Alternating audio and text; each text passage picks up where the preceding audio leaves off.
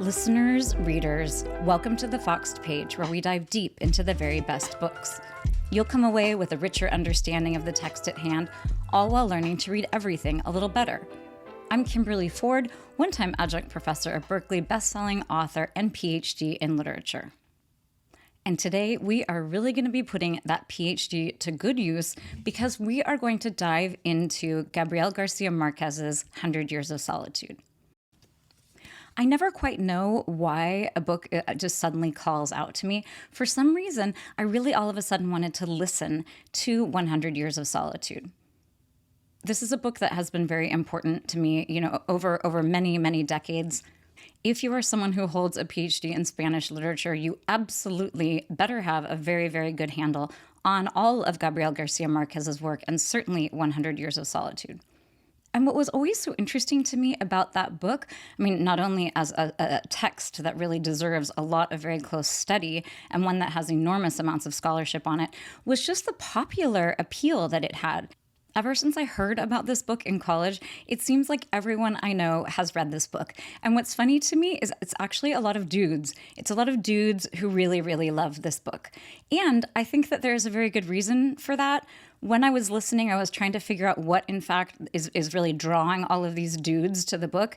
And I believe it is because this book really focuses on sex and on war, which I hate to be so gender specific, but I will say that those are things that are very central to the book in many ways. And I think there are things that perhaps young men tend to be slightly more interested in than women are, which again, I hate to do that kind of gender stereotyping, but I will tell you in my own, casual, non-scientific survey, it is definitely men who this is like their favorite book. And my own history with the book actually did begin before the PhD. I read a bunch of Isabel Allende, I think along with everyone else, when I was in college, maybe even high school. I read The House of the Spirits and I read Eva Luna. So I had this idea of magic realism. And Isabel Allende is a very good practitioner of it. And of course, I had heard of 100 Years of Solitude. I did not read it until I was in college.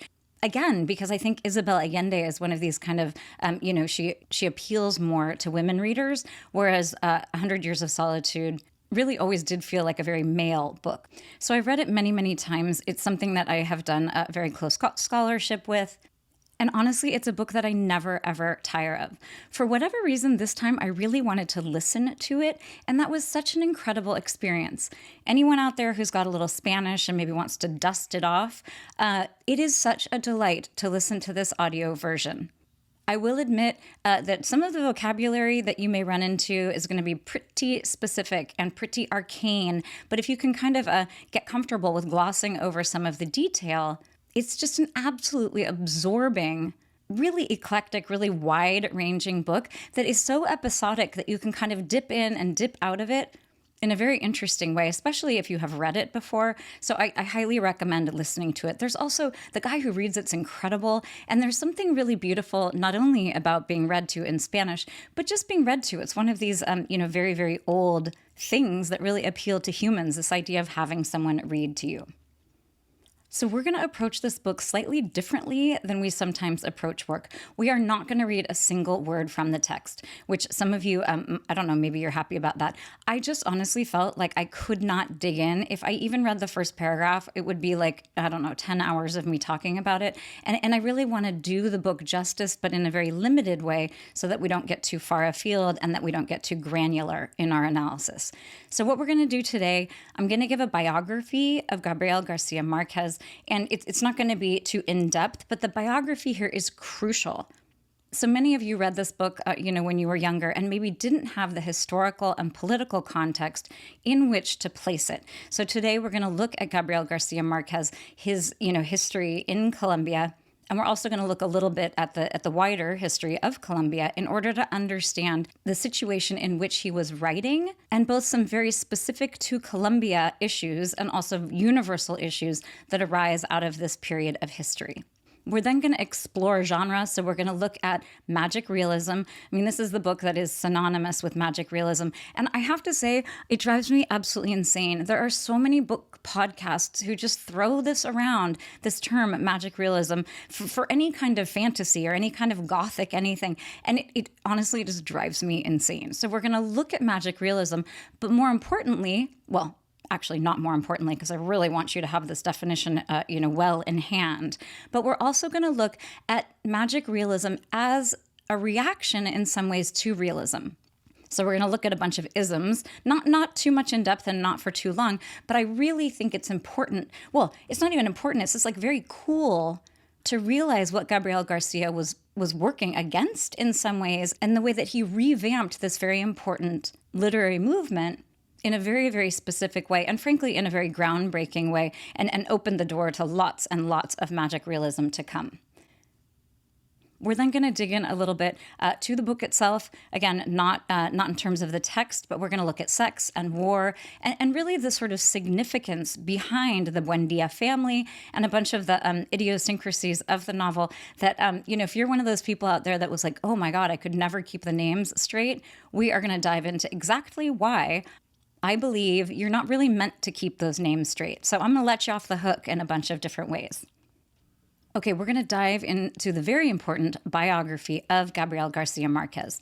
He was born in 1927 in Colombia, grew up in a little tiny town called Aracataca, and importantly, he grew up with his grandparents. So, there's 7 different generations that fit into the 100 years in 100 Years of Solitude. He is someone who was deeply influenced as a young person by this idea of successive generations as having lots and lots of contact with each other. Importantly, his grandmother was a huge influence. He's talked a ton about this in different interviews. She was someone who spoke about the supernatural as being very much a part of the everyday. So he talks about her like delivering these really fantastical events, but delivering them as if they were true and right in the same breath as she was telling stories that were entirely plausible. So he talks about her cara de ladrillo, so she has like a brick face. So this idea that he grew up hearing things that were totally outlandish as if they were absolutely real and as if, importantly, his grandmother believed in them and expected young Gabriel also to believe in them. He went to study law in Bogota. And very importantly, this is one of those key moments. In 1948, when he was 21 years old, there was something called the Bogotazo, which is when the Liberal Party leader was assassinated. So the school shuts down. So he's like, studying law, and then suddenly the country is plunged into civil war. And this is when he is 21 years old. If you think back about how formative that time is, you can begin to understand the really important effect that this would have on him. He goes on to study journalism. He marries a woman named Mercedes. They have 2 boys. He also apparently fathered a daughter. This is all from Wikipedia. I mean, all that other stuff is not from Wikipedia, but these kind of bare bones facts are. He had a daughter with a Mexican writer named Susana Cato. And apparently he recognizes this daughter. They named her Indira. So he has 3 children in total, 2 that he raises with his wife. But very importantly, when he is 21 years old and the Bogotazo happens and suddenly the country is plunged into civil war, that leads to 10 or maybe sort of 12 years of something called la violencia. So this is a very, very important backdrop because Garcia Marquez is going to write 100 Years of Solitude not long after La Violencia ends. I mean, arguably, La Violencia never ends. But this was a period of really gruesome civil war. We have 200,000 Colombians who die, and 2 million people are displaced, many of them emigrating to other countries. Families were divided. I mean, it was just a catastrophic thing. And you have to remember, this is happening from the time he's 21 until he's sort of 35. And that kind of emphasis on war and that kind of like absurdity of civil war is absolutely woven all throughout 100 Years of Solitude. So you have to keep in mind the damage and the chaos in which his young adulthood is occurring. So in 1955, when he's 28 years old, he publishes La Hojarasca, which is the wind storm. In 1958, he publishes No One Writes to the General Anymore. In 1962, he publishes The Evil Hour, and in 1967, he publishes 100 Years of Solitude. There's this kind of fable that goes around that he was on his way to Mexico for a vacation with his wife and 2 children, and suddenly the entire first chapter came to him, and he would have been able to absolutely transcribe it, just given this inspiration that suddenly came to him. So they turn around and they go back home, and he writes this entire novel in the scope of 1 year, which is absolute insanity. We also should note, in fact, that he needed the money. He had 2 young children. And, this is really the book that will make his name and really change the face of literature in many, many ways. So Garcia Marquez is also synonymous with the Latin American boom. So this is in the 60s and 70s. You have people like Julio Cortázar in Argentina. Mario Vargas Llosa is in Peru. You have Carlos Fuentes in Mexico. So we have this whole group of writers, all of them young and male, who are really, really breaking ground and churning out in the scope of, a couple of decades, some of the most interesting and most critically acclaimed writing that was happening at that time. So again, I just want to note the fact that 100 Years of Solitude, which is published in 1967, is in the heart of the boom and also, arguably really makes the boom. That was the book that really got the attention of the entire world. In fact, I was listening to an interview, and there was a Stanford professor who was talking about how in some ways it was really terrible that this book was so good because it overshadowed an entire decade of writing by other Latin American writers. I mean, we have people like Borges, and we have Cortázar, and we have all of those writers I just mentioned. So the boom was it was a very successful kind of literary movement. But you could argue that it would have been even more robust if we hadn't had this one work that really overshadowed so much of what came after. He won a zillion prizes, including the Nobel, and he died in 2014. He is one of those writers, it's a little bit like J.D. Salinger or Alice Munro, where I thought he was already dead. There, in fact, was some kind of thing on the internet about how he had died when, in fact, he had not died. Maybe that's what led me to believe that he had died. That was before 2014. So he actually died after a long battle with cancer and ultimately died of pneumonia. If Garcia Marquez is known for being part of the boom, and in fact is sort of the main writer of the Latin American boom of the 60s and 70s, he is also a writer whose name is synonymous with magic realism. So I really had such a good time putting this into context. I really, all of these sorts of categories of literature in some ways are not very helpful, and they're arbitrary, and, there are all sorts of different criticisms that you can level on this idea of, categorizing and naming giant batches of literature and having these kind of movements. But I really like the way that they give us a framework in which to look at a piece of work and to see how it both reinforces and also pushes up against the sort of genre in which it is situated. So, I'm not going to go back super far. We're not like talking Chaucer and Old English and whatnot. And we're not actually talking about Don Quixote, which was published in 1607. Oh my God. Do not tell my thesis advisor that I do not really know. Maybe 1611. Right around then. So many people argue, in fact, that was the first novel. I mean, there is a novel that we really need to dive into. But, we have not a big movement that began and not lots of novels. We have to wait, in fact, until the 19th century to really have the novel become as predominant as it is. So in the 1700s, we have all this Enlightenment writing. So you have a lot of essays. When you have novels, they tend to be epistolary, which means letters back and forth, which is not a genre I love. Or you have novels that are very sort of moralistic and that are kind of, trying to promote some sort of Enlightenment idea. In the 19th century, very importantly, we have Jane Austen in the first part of the 19th century, who is, in some ways a category unto herself. But also, I would argue, and I do argue this during Jane Austen Week, where we look at 3 different iterations of Pride and Prejudice, I would argue that in some ways she ends up being a little bit of a bridge to the first big category we're going to look at, which is realism. So Flaubert, Gustave Flaubert and Madame Bovary, it's published in 1850. And he is sort of the, this is the sine qua non of realism. So this is a work that seeks, most importantly, to capture the whole entire world. So if we have Jane Austen, who's looking at these drawing rooms and who's, sort of looking at a very specific band of society and also a specific sort of drawing room reality, what Flaubert hopes to do is expand that, first of all, by looking at the petite bourgeoisie, so, the middle class, but also looking at some lower classes and some upper classes. But what he wants to do is capture their whole entire world, things like, where they eat and where they sleep and where they go to the bathroom and the maladies that they get, not just like a fainting couch moment that we might have in Jane Austen, but really looking very carefully at some of the kind of nitty-gritty of that world. So in this, bid to capture a whole entire world, one very important element is that you almost always have a third-person omniscient narrator.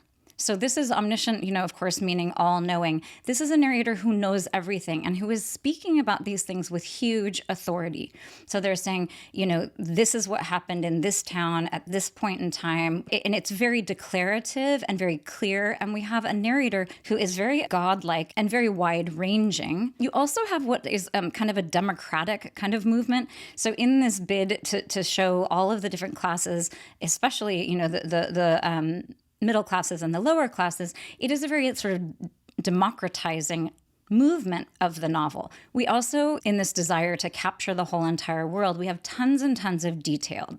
And many of those details, again, are sort of graphic in ways that feels very intimate and very revealing. So the big, the big things of realism are that it's trying to capture the whole entire world in a way that's slightly democratic. It's usually a third-person omniscient narrator, and it is very, very detailed. Also, time tends to be pretty linear in ways that are actually, very helpful to the reader. So realist work, in the United States, we have Mark Twain, we have John Steinbeck, the kind of gritty everyday lives of Americans in those cases. So what happens next is we have something called naturalism at the end of the 19th century. Think Émile Zola, where what we are doing is having the realist novel, but we are talking mostly, almost exclusively, about the lower classes and social injustices that are occurring there. So what you're doing is adding politics. These are novels that really are meant to show how horrible life was in, the public washing houses or the large slaughterhouses. So it's this idea of showing a world with this omniscient narrator, all of the elements of realism, but it ends up being very polemical because you've added this kind of political overlay. Then what happens is, toward the beginning of the 20th century, we have the First World War.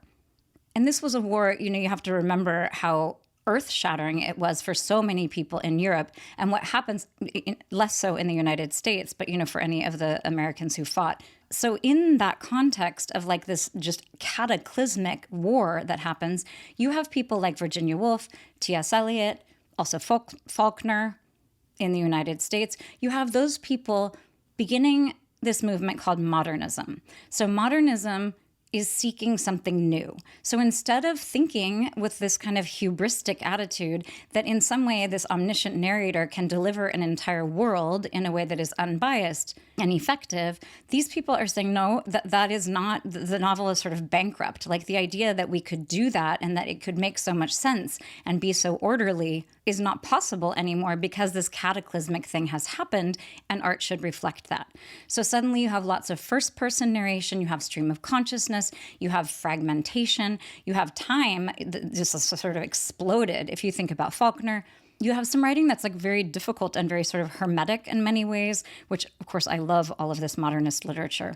But it's really important to remember that this idea of make it new, which was kind of the motto of modernism, was a direct reaction to the horrors of the First World War. And part of this movement from this omniscient narrator to the first-person narrator is actually this very sort of metaphysical idea and very philosophical idea that God is dead, that there is no such thing as God. And if there is no God, then there can't be this sort of all-knowing omniscient narrator. So it's a very political thing and a very atheistic thing, this idea of really trying to look inside the psyche of a person. And often what you are looking at are things like nihilism and existentialism that they are trying to reflect in their art. What we have, right after modernism are all of the other isms. So you can think about them in terms of art. That's where we sort of see them. You have cubism and surrealism and fauvism, all of those isms.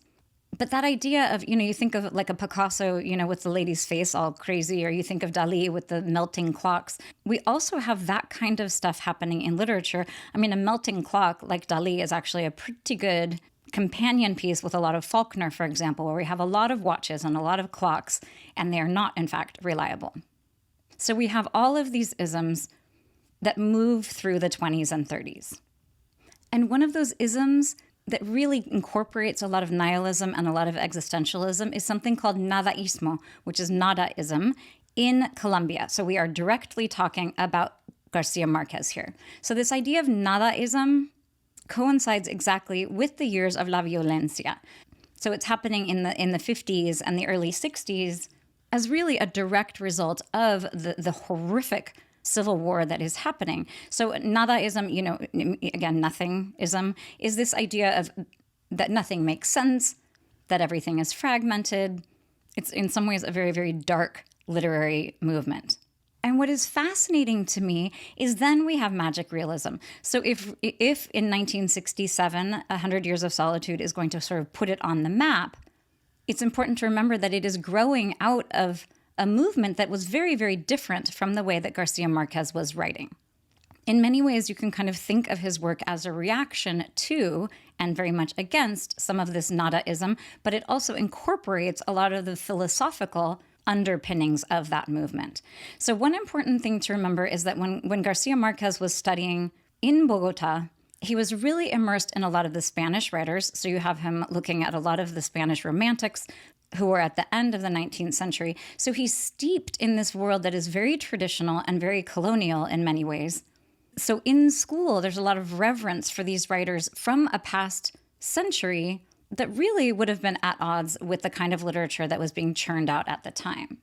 So I think it's very cool to recognize that this very sort of colonial, very traditional education experience that he has is sort of mixing together with la violencia that is happening from the time he's 21 into his mid-30s, and also with this very nihilistic writing that is happening. So what he does is so incredible to me. He basically goes back and takes the idea of realism and really makes it his own. So in many ways, we have all of the elements of realism. We have an omniscient narrator, which is hugely important. And it's not quite godlike, and things are not very orderly in the book in lots of ways. This is a book about things breaking down and humankind as being very small. So in some ways, it works very much against the idea of some sort of omniscient God who has a good, plan and everything is predestined. But we absolutely do have that third-person omniscient narrator. It is also this very democratizing idea of including a whole entire world. And we are not talking about the world of, like a Spanish explorer. I'm leaning into the colonialism here. Or, some sort of royalty or the upper classes in Bogota, which certainly would have had colonial elements. So what we are looking at instead is a tiny town in the country, in Colombia, which is very much this democratizing effect that we see in realism.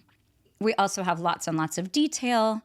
We certainly find out, what these people are eating, who they're having sex with, how they're having sex, where they're going to the bathroom, all of their maladies. All of this stuff is very intact in magic realism. But of course, the magic part is what separates it. And what that is that in this context of very sort of regular life with this omniscient narrator in this novel that feels in many ways like a 19th century novel, you have these supernatural events occurring. And when they are occurring, everyone in the novel is in the world of the novel is believing them. So when, a character in the book ascends into heaven, or when the train arrives with all of the yellow butterflies, or when the big magnet that is brought by the gitanos is brought through town and it pulls out all of the nails of all of the buildings and everything in the town, those sorts of supernatural events are absolutely believed by the people. And in fact, the people are witnessing these things. And they fit in perfectly. No one is like, oh my God, wait, why is this happening? They're all like, oh, wow, okay, bummer. Like our whole town just had all the nails taken out of it, that sort of thing.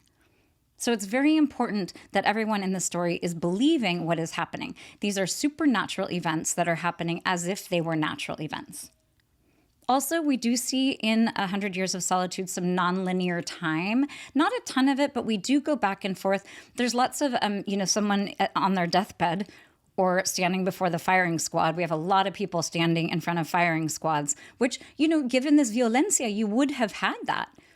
So you have a lot of these people in front of firing squads and then remembering things. So there is that nonlinear time. We also have a huge amount of digression, which is not really something that the realist novel has. I loved this time through. I loved the digression. I could not get enough. It's like you have all of these kind of short stories, which I don't really love, like the novel in stories idea, but because it is all stitched together with this incredible connective tissue, to mix a metaphor, I just found them so captivating. Okay, now we're getting to the really, really interesting stuff. We're going to talk about the work itself, not the text. We're not going to do close analysis like we usually do, but we are going to dive into some of the important details of the novel. So first of all, the title, 100 Years of Solitude, 100 años de soledad, is referring, of course, to the 100 years from the founding of Macondo until the death of Aureliano. So within that span, we have 7 different generations, and we're very closely following the one lineage of the one family. And this is a study, again, of sex. It is a study of war. It is a study of futility. It's also a very important look at capitalism and at colonialism and at progress, and both the good things that progress brings and the bad things. But we're going to dig in at the very beginning here a little more closely to the title and to our founders of Macondo. So the title, The 100 Years, is referring to those generations. Soledad is really important. So in English, we're missing a couple of the nuances. So of course, it means loneliness, and the word happens again and again throughout the entire novel. In many ways, all of these people are alone. There's a huge amount of loneliness, siblings and cousins and marriages. They're a group who is together in many ways, but they also are very much alone. But also importantly, soledad can refer to a place that is outside of civilization. And that is that's a nuance that we lose in English. And it's very, very important because, of course, Macondo, which is this little town that they establish, that José Arcadios Buendía is establishing because he is being haunted by this guy who he shot. So we're going to move right along to that idea. José Arcadios Buendía is our patriarch here. So there's some very important things about his name. The first is that José is Joseph. So when we have this idea of Joseph, famously, Joseph is the husband of Mary, but he is not, in fact, the father of Jesus. So in some ways, José Arcadio does end up being the father of a lot of these children. So it's not that he's not a father, but in many ways, he's not an effective father in some of the ways that Joseph was not an effective father. So it's very important to take note here that, every single detail that Garcia Marquez is giving us is hugely significant, but this is one we ought to stop and take a look at. Also, we have José Arcadio. Arcadio, it's like Arcadia. It's the idea of a peaceful, kind of magical, very, very happy place. So in some ways, we have our patriarch whose, first name has to do with being a failed father, and also this idea of kind of a utopia. Then we have his last name, Buendía, which means good day.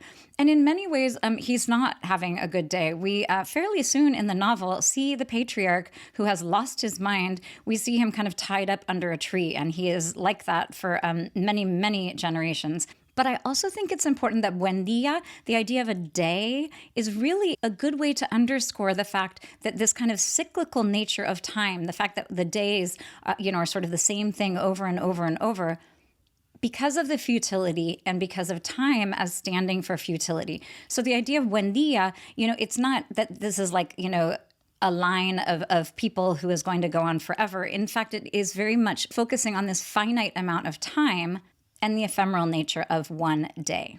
So we have José Arcadios Buendía. He is married to Úrsula Iguarán. So Úrsula is meaning like a small bear, like Ursus, major and minor.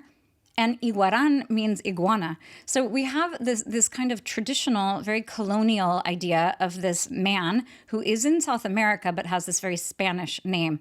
I am assuming that all of you are remembering that there were native peoples in South America who remain. We still see them, the Guarani, we see the Indian people in this book. We have those native peoples, the indigenous peoples of South America. And then, of course, when we have the Spanish colonialism in the 16th century, think of, Isabel and Ferdinand and all of the explorers. I mean, that's probably like explorer sounds like a very like happy thing. I mean, in many ways, I think we should be very careful and we should be very thoughtful about the really terrible things that happened with the colonialist expansion of Spain. But so we have very well established by this time, we're kind of, the book is set more or less in the middle of the 19th century. And we have this family who is, they speak Spanish. They are a descendants of a Spanish person at some point. They have Spanish names. But with Ursula Iguaran, we have kind of like an animalistic name in some ways, which is very different than the very like colonial, patriarchal Juan Arcadio Buendía. So with the founding of Macondo, we have the idea that, these people, are being haunted by this guy that José Arcadio Buendía shot. And the hauntings become such that, that's actually a very good example. The idea of ghosts and the idea of the dead returning is something that simply happens in the novel that is just as valid and just as believable as, the presence of José Arcadio and Ursula at all. So they're being haunted so much that they decide they need to go and found another village. And what's very important there is the idea of this of this town as a sort of blueprint for all towns. So the idea of a couple, it's very Edenic. We have this kind of Adam and Eve kind of thing with this one man and this one woman. It's also kind of like Noah's Ark. We have this idea of the two people going and founding the town. So one of the little wrinkles is it turns out they are cousins. And Ursula in particular is very concerned. We're going to talk later about the sort of feminist overtones in this book. The women in this book are so strong. It's one of my favorite aspects of the book, actually. I mean, these women are they really, really keep it together when a lot of the dudes are totally falling apart. But Ursula is very concerned about the fact that if they have a child who is a product of incest, it's going to be born with like a little pig's tail.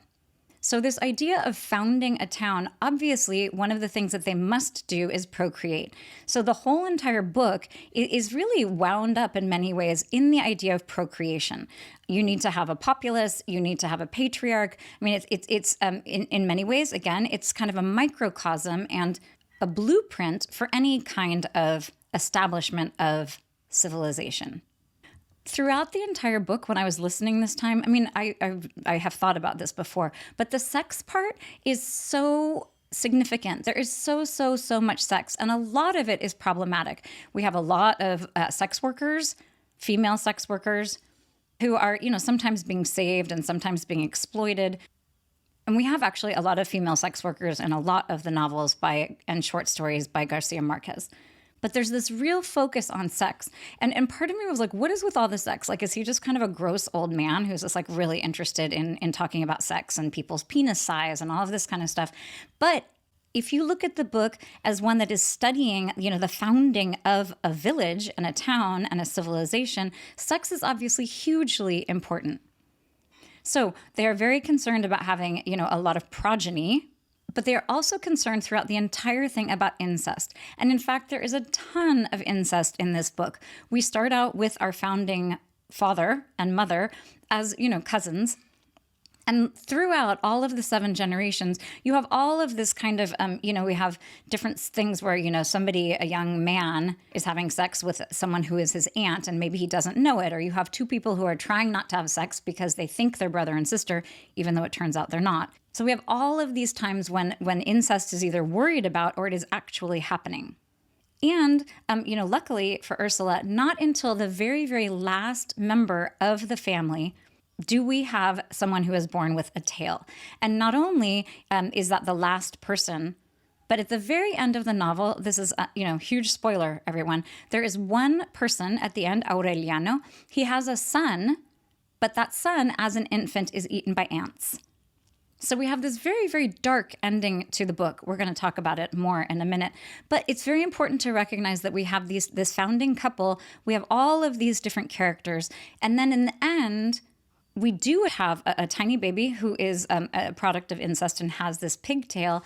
And that baby dies, and one of the Aurelianos who is left, he's the final member of the Buendia family, and in fact, he also is going to die. So the entire book is a study in futility, which is really important. Speaking of futility, we're going to talk now about the one thing that actually a lot of people remember about this book, even if you can't remember all of the plot, which is that it can sometimes be very frustrating that all of these characters have the same name. So here is where I'm going to give you a little literary approach that will really get you off the hook in lots of ways. And this is absolutely crucial. If you are reading someone who is a good writer, that person is intending you to feel all sorts of different things while you are reading. And if you are reading and you're like, oh my God, I'm so frustrated, I can't remember who's who and all of these different names, you can take a little step back and ask yourself the question of whether or not that is purposeful. In this book, it is hugely important that all of the characters have the same name. So it is speaking to futility, it is speaking to patriarchy, it is speaking to this idea of generations as repeating themselves. It's speaking to the idea of nostalgia and this idea of the dead returning. It's speaking to the idea of incest. So all of these different things, all of these themes are all sort of encapsulated in the idea of all of these names. Everybody I know, especially if you're a young person when you're reading it and you're really wanting to like apprehend the whole entire book, everybody has like a family tree in the back. And if you're on the YouTube, I'll put up a bunch of pictures of these family trees that you can look at on the internet. I mean, it's actually very fun. And it is good, obviously, to sort of have a sense of who these people are and how they are related to one another. But it also is important to recognize that this is a very purposeful thing. You are not meant to keep all of it straight because there is this sameness in all of these people. I just almost died at the end when the little baby who is born, Amaranta Ursula, who is the final mother of the family, she's like, how about we name him Rodrigo? And right away, the father Aureliano was like, no, we are naming him Aureliano. But you have this idea, again, the women as being sane and the women as coming up with some very good ideas. Whether or not they are heeded is a different question. But this is a book that's very funny. It's very funny in lots of ways. And I just about died. I'm like, yeah, why don't you name someone Rodrigo in part so that we can keep these people straight? And maybe one of the most striking examples of these generations as all having the same name is in fact the 17 Aurelianos who are all born to Aureliano. Importantly, all 17 of those young men are killed. All of them die, mostly in war. So this is a very good example. I mean, naming 17 children, all, of the same generation, the same name, certainly speaks to the absurdity of individuality and the absurdity of patriarchy. It's so interesting. The other really interesting thing in terms of names are these twins who have names, but they switch around so much as kind of like, teasing and trying to trick other people. The adults around are recognizing that they, in fact, don't remember who is who, which is another, it's a very sort of philosophical thing to think about, like how important is a name. And you could argue, in fact, that it is not important, except that we have in these lines of Aureliano or José Arcadio, not all, but a lot of the Aurelianos share, a certain taciturnity, a certain thoughtfulness, like a certain kind of quietness, whereas all of the José Arcadios are more, they're more boisterous, and more sort of extroverted. So you do have this idea of names as being significant, but you also literally have a pair who can't remember which name is which. So he's really playing a lot with the importance of naming, which, you can think of in terms of like an Edenic kind of thing. If Adam's job in Eden was to name things and make them real, the idea of naming people is very significant. And he's also playing with the idea of like how much a name is going to shape your destiny. But that's an important thing to keep in mind when you're reading things and they seem difficult. Just take a step back and ask yourself if perhaps the difficulty is something that you're supposed to kind of lean into, not something that you're supposed to work out assiduously.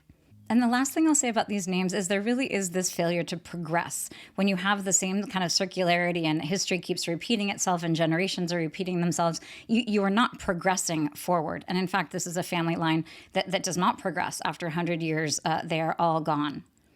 And that idea of progress does get very tied to colonialism. So this family, as I mentioned before, they are, at least in part, a result of colonialism. They speak Spanish. They do not speak Guajiro. So these are people who are descended from Europe. But in many ways, they are people who don't feel particularly European. And in fact, we have some European foils who are very important.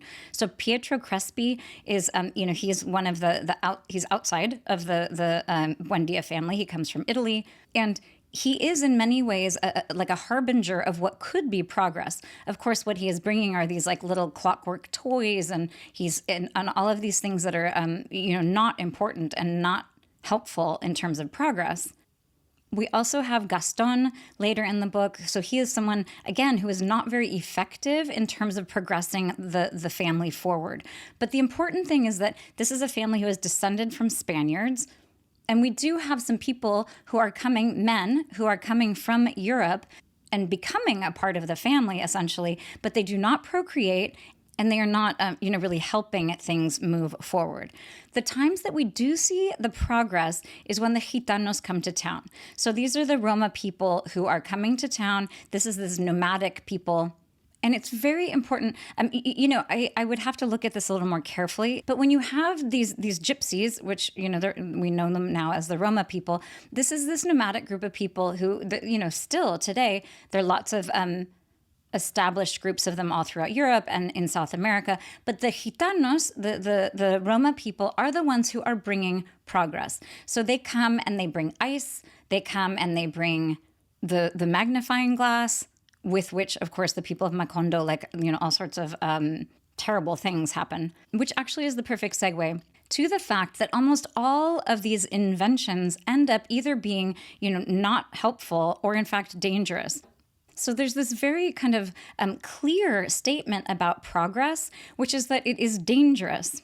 But it's interesting to me that it is not European. It is coming from a group of people who are nomadic and who do not claim a country, which is really interesting when you stop and think about it. Very importantly, Melquiades, who is a figure who comes back from the dead, and he has lived 400 years, he is part of the Roma people.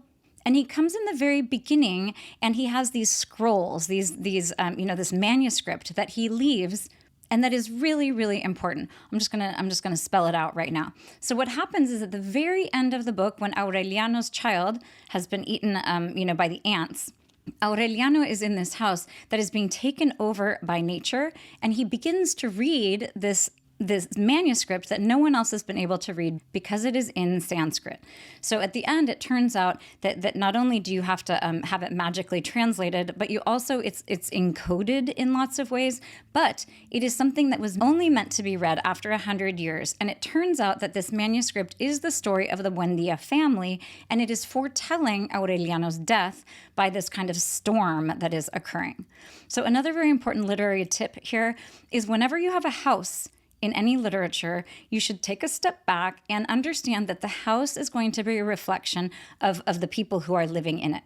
So in Macondo, when we have, José Arcadios establishing himself there, there's a lot of focus on what these houses are going to look like, what color they're going to be painted, which direction they are going to face, and sort of like how are we going to apportion the best pieces of land and the best direction of sunlight. So in the discussion about these houses, you have this real idea of kind of like civic planning that is happening, which is of course part of the patriarchy.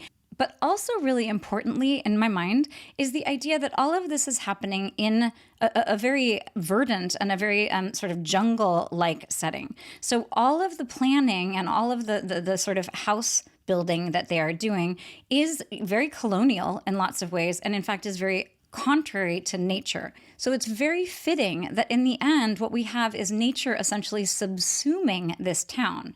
It's such a cool idea. I mean, talk about futility. Not only is it 100 years and you're not going to have any descendants, but you're also not, in fact, going to have any houses because everything is just being, sort of eaten up by the jungle.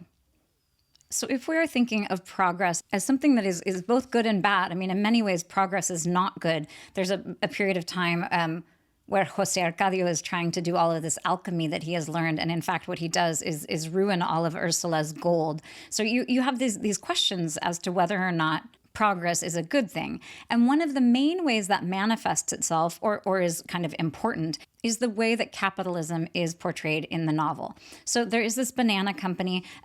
There's a long history in South America. The United Fruit Company, I think it's an American venture. And in fact, in the book, it's the American Fruit Company. This is a company that came in and purports to only be like a corporation. I mean, I say only, they like wreaked all sorts of havoc. It was a very kind of colonialist venture. So these people from the fruit company, because they would come in and set up these kind of communities, they would be in charge of all sorts of municipal things. So it wasn't just the idea of going in and buying fruit. It was this example of really moving, these kind of American satellites into South America. And lots of times in real life and also in the novel, this was disastrous. So there is a very important, very famous moment when the United Fruit Company, there are a bunch of people who were striking. And in fact, the fruit company, squashed the strike. And people died. I can't remember off the top of my head how many people died. But in many ways, you have to look at this capitalist, presence in Latin America as really not being great. Garcia Marquez himself was fairly leftist, although he did believe, he definitely was like a socialism and democracy, like we should have socialism, but we should also be voting, that kind of thing. He was really deeply affected by the Cuban Revolution, which would have, I think 67-ish. Is that when? I don't know. The Cuban Missile Crisis? That is a crazy thing to think about and to sort of plop into history. But the Cuban Missile Crisis and the rise of Castro and this kind of experiment in communism was extremely important to Garcia Marquez. So, and that's right, when he is writing this novel. So you would have this very suspicious view of capitalism, which in fact is very obvious in the novel. And that is actually a pretty good segue into the idea of war. So I said at the beginning that some of the reasons why I think this is kind of a dude book is because we have a focus on sex and we also have this focus on war. And importantly, there's civil war raging in the decade before Garcia Marquez writes. And the war in the book is also a civil war. And it is so telling because, of course, it's very much like the Spanish Civil War. So obviously, whenever you have a civil war, the American one, the Spanish one, all of these different civil wars, it's sort of brother against brother and households are divided. And it's not totally clear, like why these factions are fighting. So you have the conservatives and the liberals. A lot of it had to do with Catholicism and colonialism. The conservatives obviously were wanting to keep colonial-ish rule, whereas the liberals were wanting to, mete out more land to more people. They're wanting to have, to be able to like recognize illegitimate children. Wow, it's funny. That's like a strain in the book. I don't think probably that Garcia Marquez, who knows, maybe he had already fathered this daughter at the time. I don't know how long he has been recognizing his daughter. But it's so interesting to look at the way that the Civil War begins in the book. One of the early generations of Buendia, those boys go to war. And they really don't know what they're fighting for. And they have people telling them like, oh, you think you're a liberal, but you're not actually a liberal. It's a very murky situation. And it really does speak to this idea of futility. And of course, the idea of history repeating itself. And I mean, honestly, again, there's a lot of scholarship on this book, but you could really dig in to this fictional civil war in the book as really being a very good encapsulation of a lot of the Civil War and a lot of the unrest between the colonial, more conservative elements in these South American and Central American countries versus the sort of working class people. So I want to touch very briefly one last time on this idea of futility. Then we're going to talk about the strong women, and then we're going to close. But the futility in the book is really writ large if you look at the very beginning and the very end. We have a very early Aureliano who in the beginning is remembering when his father showed him ice. And ice was something that even when Gabriel Garcia Marquez was young, I mean, again, he was born in the 1920s, ice was not something that was common in Colombia. And it's hugely important because it allows for capitalism to sort of move in. But so in the beginning, you have this idea of progress, you have this idea of capitalism, you have the idea of colonialism. All of that is inherent. And of course, very famously in the opening of the book, Aureliano is facing the firing squad. Lots and lots of the 17 Aurelianos and other ones will also face firing squads. So again, you have this idea of kind of vigilante justice. You have this idea of not even vigilante justice. I don't know why I just said that, but you have this idea of chaos and of, being shot without any kind of, legal proceedings. So right at the beginning of the book, you have this tying together of the idea of the war, the idea of progress, the idea of patriarchy, the idea of futility, the idea of violence, which is, Colombia is steeped in violence in these decades. It's so fascinating. So if the beginning of the book, we have the ice, we have Aureliano. In the end of the book, we have Aureliano, who is being subsumed by nature. And it's important to think about the fact that, like, the ice, ice did not become a big part of the Buendia family. This is not, a family who used the ice that was, presented at the beginning of the book. That did not, in fact, allow them to make a lot of progress. And in fact, at the end, they are being subsumed by nature. So this idea of futility, all of this is built in at the beginning, and we absolutely see it kind of brought home at the very end of the book. It's so well structured and so interesting. And in some ways, it seems like it should almost be sort of heavy-handed, but it is not, because the book is so rich and so full of detail and so full of characters and so full of amazing sort of things that are happening. We are going to end today by talking briefly about the women in the book. This is a book that is very concerned with patriarchy, but I was astounded in this listen through that I just did of the book by the really, really strong female characters. So, of course, the most important is our matriarch, Ursula. And this is a woman who, not far into the book, her husband loses his shit, and she has to kind of, in order to save himself from hurting himself and other people, she has to tie him up underneath this tree, and she's kind of taking care of him, but he essentially is not functioning. And she steps into the role of matriarch in a way that is very important. She also lives, for more than 100 years, because she doesn't die until the very end of the book. And she has lived through all of these successive generations. So the idea of the matriarch in some ways is more present and is stronger and is more enduring than the idea of the patriarch.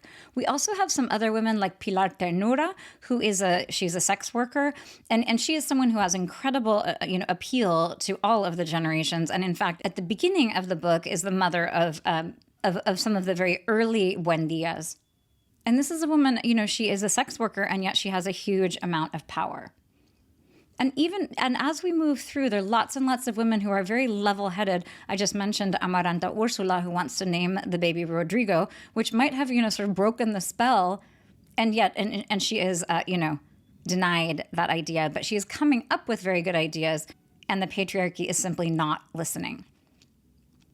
So that's probably the note to end on, which is that this book is a meditation on patriarchy, but it is not a great depiction of the patriarchy. It is a patriarchy that is totally futile and does all sorts of ridiculous things and is really like not helping itself out.